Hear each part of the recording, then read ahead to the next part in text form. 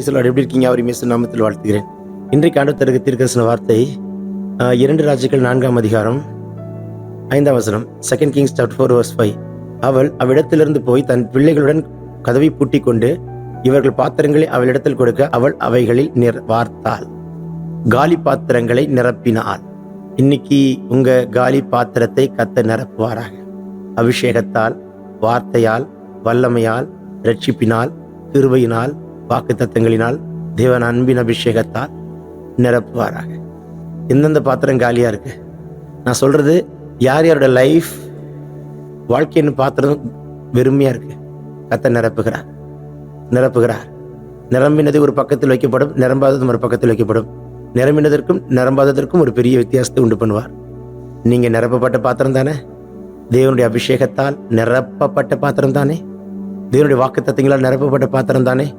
நீங்க கர்த்தருடைய அபிஷேகத்தால் நிரப்பப்பட்ட பாத்திரவனா இருப்பீர்கள் என்று சொன்னால் உங்களை கண்ட எந்த பிசாசும் உங்களை கண்டா நடுங்கும், சத்துரு உங்களை கண்டு நடுங்குவான். சொல்லும் பொழுது வானம் திறக்கப்படுகிறதை பார்க்கிறேன், இயேசுவின் வல்லமுள்ள கரம் தொடுகிறதை பார்க்கிறேன். இன்றைக்கு பிறந்தநாள் திருநாள் காணொலியை தொட்டு ஆசீர்வதிக்கிறார். இப்பொழுதே இன்றைக்கு தம்முடைய அபிஷேகத்தால் உங்களை நிரப்புகிறார். ஒரு அபிஷேகம் இறங்கி வரட்டும். பெற்றுக்கொள்ளுங்க. Receive the double fold of anointing in the name of Jesus. சாத்தானுடைய தந்திரங்களை முறிக்கிறார்.